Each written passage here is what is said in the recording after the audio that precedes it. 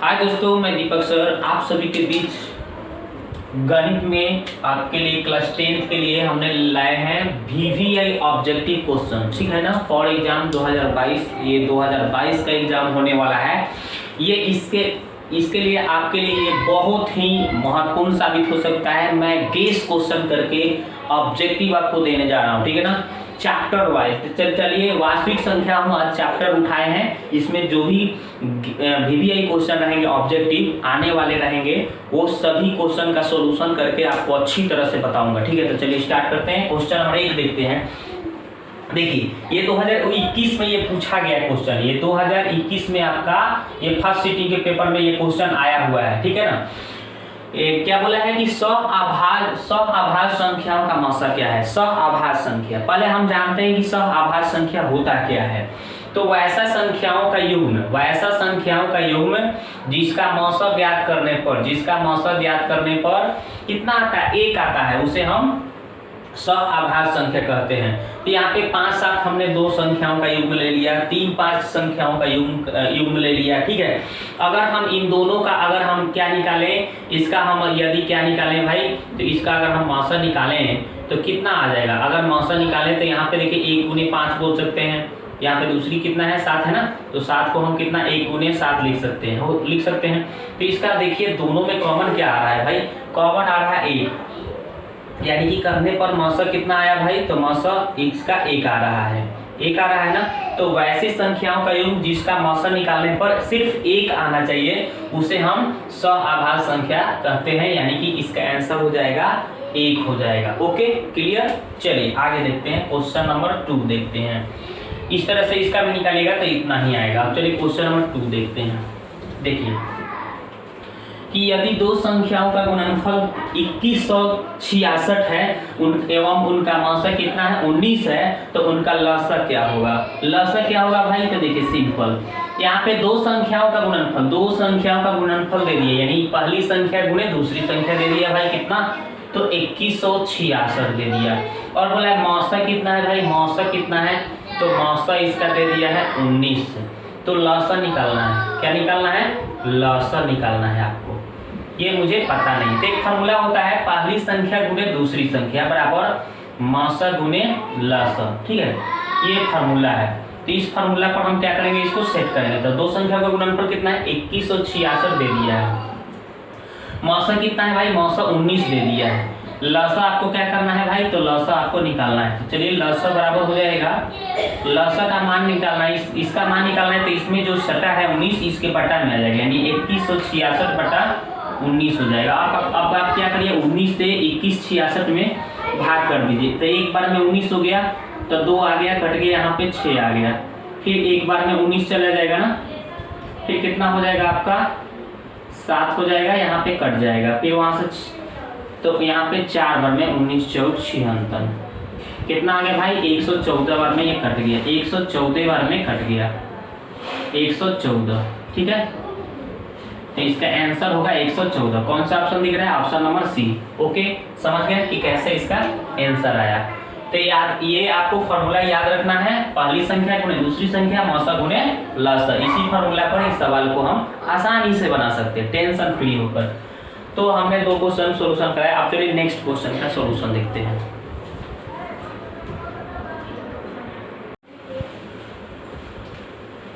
तो अब देखें दोस्तों, क्वेश्चन नंबर 3 का सॉल्यूशन। देखिए 3 नंबर में क्या कहा गया है कि a का मान इतना दिया गया है, b का मान दिया है, लसा आपको निकालना है।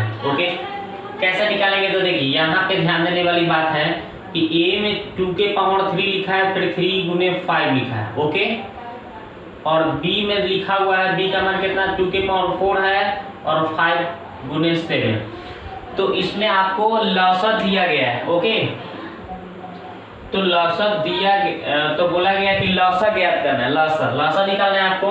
तो ध्यान देने वाली बात है, तो इसमें लसा कैसे निकलेगा, सिंपल तरीका है। सबसे देखिए 2 के पावर 3 है, 2 के पावर 3, इसमें देखिए किस किस चीज का चर्चा है भाई, इसमें 2 और 3 और 5 की चर्चा, इसमें 2 5 7 की चर्चा है।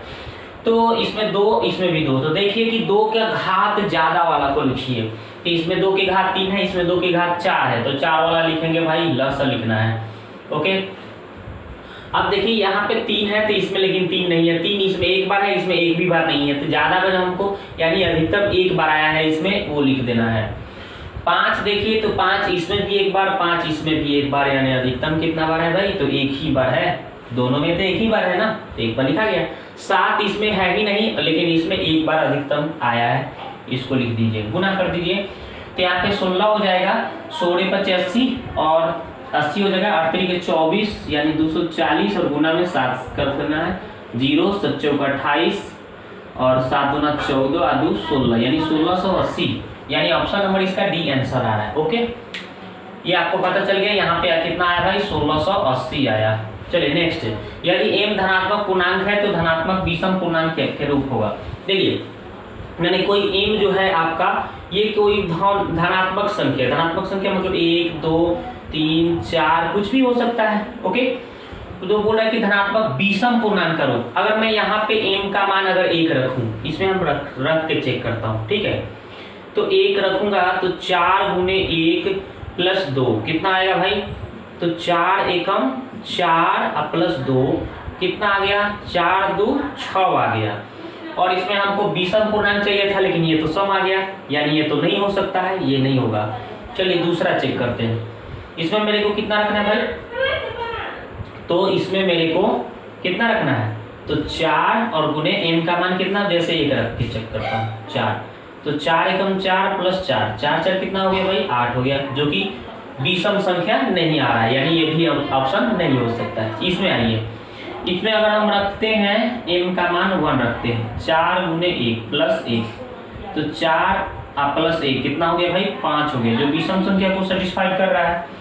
चलिए 2 भी रख के चेक कर लेता हूँ, एक बार हम 2 यहाँ पे रखते हैं, 4 × 2 + 1 यानी कितना हो जाएगा भाई, 4 × 8 + 1 कितना आ गया, 9, ये भी विषम को सेटिस्फाई कर रहा है, यानी ऑप्शन नंबर इसका सी आंसर हो जाएगा। ठीक है, तो इसका राइट आंसर हो जाएगा ऑप्शन नंबर सी। चलिए अब नेक्स्ट क्वेश्चन का सॉल्यूशन देखते हैं। ये क्या हो गया, विषम आया है ना, तो इसलिए यही आपका आंसर हो गया क्वेश्चन नंबर 4 का सी। चलिए नेक्स्ट क्वेश्चन का सॉल्यूशन देखते हैं।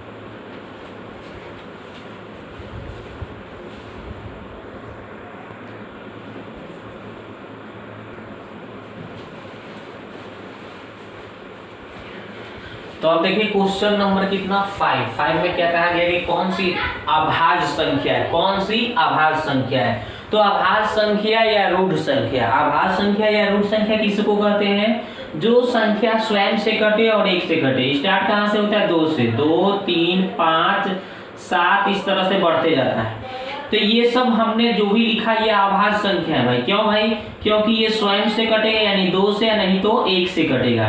ये भी 3 भी देखिए, आप 3 को भी देखेंगे, आप यहाँ पे 3 लिखा है, तो ये भी स्वयं से कटेंगे या नहीं तो 1 से कटेंगे। तो स्वयं से कटे और 1 से कटे उसको अभाज्य संख्या बोला जाता है, यानी स्वयं यानी 3 से कट रहा है, नहीं तो 1 से कट रहा है, ये क्या हो गया, अभाज्य संख्या हो गया। ये 5 को भी देखिएगा, 5 को भी देखिएगा तो कितना हो जाएगा, ये स्वयं से 5 से कटेगा, नहीं तो 1 से, इसके अलावा कोई भी संख्या से नहीं कट रहा है, तो ये सब अभाज्य संख्याएं हैं। ओके, तो इसमें देखिए 27 को आप देखिएगा तो ये 3 से भी कट जाएंगे, 27 से भी कट जाएंगे, 1 से भी कटेंगे, तो ये अभाज्य संख्या नहीं हो सकता है। 35 को देखिएगा तो 5 से भी कटेंगे और 7 से भी कटेंगे और ये आपका 1 से भी कटेंगे, तो इसलिए ये भी नहीं हो सकता है। लेकिन 13, हाँ 13 हो सकता है। क्यों भाई, क्योंकि 13 को अगर आप तोड़िएगा तो 13 से कटेगा, नहीं तो 1 से कटेगा और किसी अंक से नहीं कटेगा, इसलिए यह आभाज्य संख्या है, रूढ़ संख्या है, यही इसका राइट आंसर। ठीक है, चलिए नेक्स्ट प्रश्न देखते हैं। निम्नलिखित में कौन सा अपरिमेय संख्या है? अपरिमेय संख्या में वैसी संख्या होती है जिसका रूट से बाहर पूर्ण रूप से वर्गमूल निकल जाए, उसको हम लोग अपरिमेय संख्या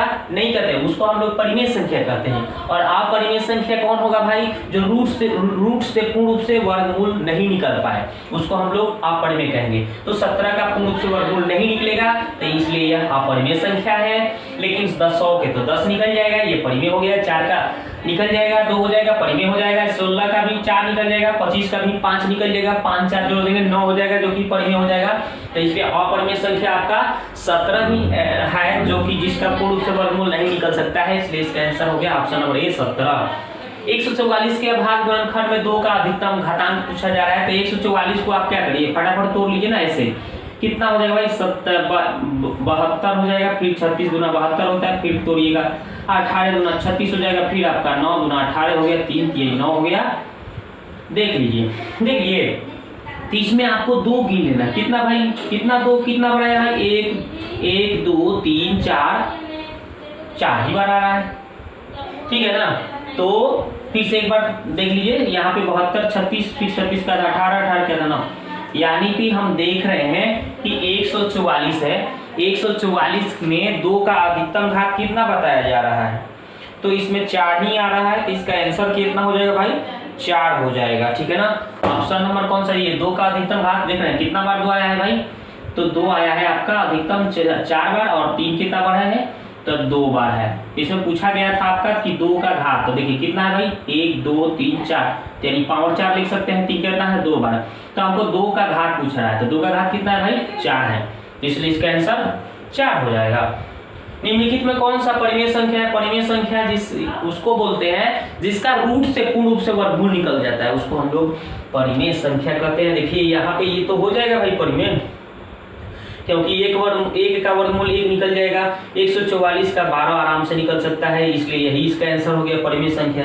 ये तो होगा ही नहीं, क्यों भाई, क्योंकि इसको अगर आप कतनो तोड़ता भी करेंगे 50 का नहीं टूट पाएगा, नहीं तो ऐसे भी कर सकते हैं आप 5 नहीं 50, तो ये 10 का वर्गमूल पूर्ण रूप से नहीं निकल पाएगा, 32 का भी पूर्ण रूप से नहीं निकलेगा, रूट 5 हो गया ना यहाँ, तो ये तो परिमेय था, लेकिन जब अपरिमेय जुड़ता है तो टोटल अपरिमेय हो जाता है, इसलिए आपका परिमेय नहीं हो सकता है, यानी इसका आंसर हो जाएगा ऑप्शन नंबर 144, 1/100 मतलब 1/144 रूट में, यही इसका आंसर हो जाएगा भाई। चलिए नेक्स्ट क्वेश्चन देखते हैं। निम्नलिखित में कौन सा अभाज्य संख्या है, अभाज्य संख्या अभी ना आपको बताया भाई कि अभाज्य संख्या उसको कहते हैं जो स्वयं से कटता है और 1 से कटता है और किसी अंक से नहीं कटता। ये तो 91 कभी नहीं हो सकता भाई, क्योंकि ये 7 से भी कटेगा, 13 से भी कटेगा, 13 से 91, ठीक है ना, तो इस तरह से ये नहीं हो सकता है, ठीक है ना। अब यहाँ पे 213 भी नहीं हो सकता है, इसमें हमको अभाज्य संख्याएं पूछे जा रहे हैं, तो अभाज्य संख्या यहाँ पे 41 दिख रहा है, कितना आ रहा है भाई, तो 41 होता है, 41 का या तो 41 से कटेगा, नहीं तो 1 से कटेगा, तो यही इसका आंसर हो जाएगा, कितना हो जाएगा भाई, इसका आंसर हो जाएगा 41 सी, ऑप्शन नंबर सी, ठीक है। तो बात समझ गए, तो ये हो गया इसका आंसर। अब यहाँ पे निम्नलिखित में किसका दशमलव प्रसार शांत है, दशमलव प्रसार चेक करना है, तो नीचे आपको देखना है कि यदि 2 और 5 के रूप में जो संख्या टूट जाए वो आपका शांत हो जाएगा, नहीं टूटेगा तो क्या हो जाएंगे, अशांत हो जाएंगे। चलिए देखते हैं इसको, देखिए कैसे बनाए, टेंशन नहीं लेना। देखिए यहाँ पे 50 है ना, 50 को अगर आप यहाँ पे नीचे वाले को देखिए, तोड़िए इसको, 50 को अगर आप तोड़ते हैं तो 2 गुने 5 गुने 5 है ना, 25 गुना कितना हो जाएगा भाई 50 हो जाएगा। ये 50 को तोड़ रहे हैं तो देख रहे हैं ना, यहाँ पे शुरू में 2 को 2 आ रहा है और 2 को 5 आ रहा है, 2 गुना 4 20 25 है, सॉरी 25 गुना 50 होता है ना, तो 1 ही 2 होगा, यानी इसका कितना आएगा भाई, इतना आएगा, यानी 2 के पावर कितना आ रहा है, 1 आ रहा है, 5 के पावर 2 आ रहा है, यानी कि कोई भी संख्या अगर 2 के पावर m और गुने 2 के 5 के पावर n के रूप में कोई भी अगर संख्या होती है तो उसको हम शांत दशमलव प्रसार बोलते हैं, उसका दशमलव प्रसार क्या हो जाएगा, शांत हो जाएगा। तो यहाँ पे देखिए ये 2 और 5 के रूप में टूट गया ना, 2 और 5 के रूप में है ना नीचे, तो यही इसका आंसर हो जाएगा, इसका दशमलव प्रसार शांत आएगा भाई, ठीक है ना। ये तो होगा ही नहीं, ये भी नहीं हो सकता है, ठीक है ना। तो पूछा जा रहा था कि निम्नलिखित में किसका दशमलव प्रसार क्या होगा भाई, शांत होगा, तो यही हमें चेक करना था। तो इसमें आपका फर्स्ट ऑप्शन जो दिया गया है, इसका दशमलव प्रसार क्या हो जाएगा, सॉरी अशांत पूछा गया था। इस क्वेश्चन में क्या पूछा गया है, यहाँ पे अशांत पूछा गया, थोड़ा सा देख लीजिएगा, दशमलव प्रसार अशांत, ठीक है ना। तो अशांत की बात हो रही है, तो ये तो शांत हो गया ना, तो ये तो होगा नहीं।